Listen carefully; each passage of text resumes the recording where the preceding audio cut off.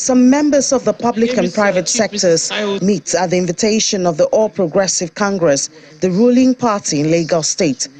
Call this some sort of campaign, and that may not be far from the plan. As the host, Governor Babajide Sanwo-Olu's opening remarks is an expose of some of the plans of the administration if they are given a second term in office.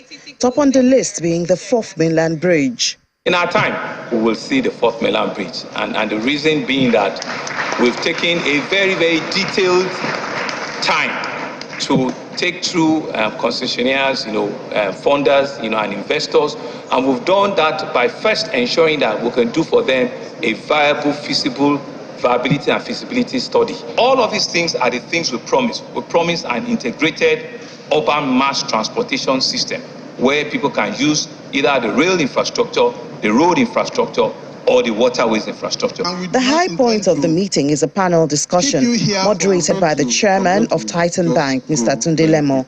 The panelists, all members of the APC at the national level, have come prepared to convince the business community in Lagos that the party should retain power both in the state and at the center.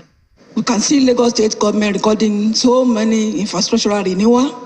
That is what it seems to be. It's just to accelerate development and boost economic growth, nothing more. And to benchmark ourselves, where are we in 5 years, where do we want to be in 2030?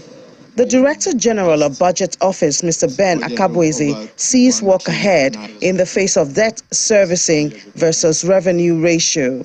We are currently, as Nigeria, at about 13% of GDP. Again, even the African average is about 22%, not to talk of, and on the continent of Africa, people like South Africa are about 30%, people like Morocco are about 40%.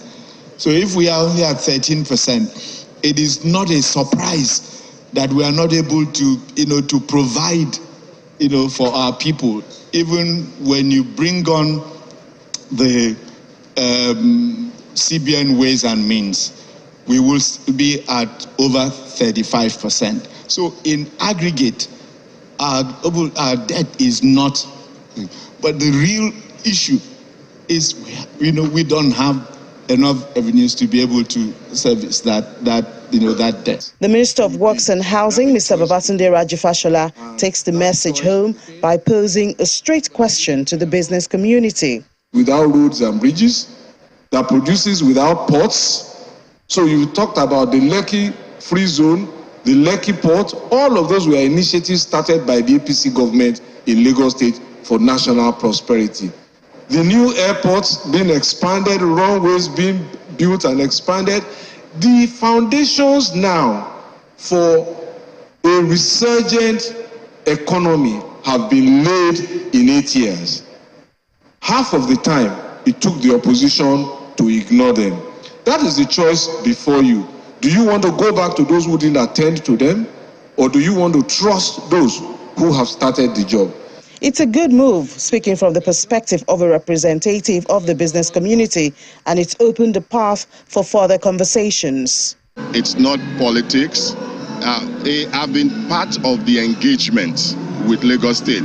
So I don't work for Lagos State, but when I talk like this, I actually engage them afterwards. The invitees leave the venue with the responsibility to weigh the pros and cons presented by the APC and decide on who will get their vote come the 25th of February and the 11th of March 2023.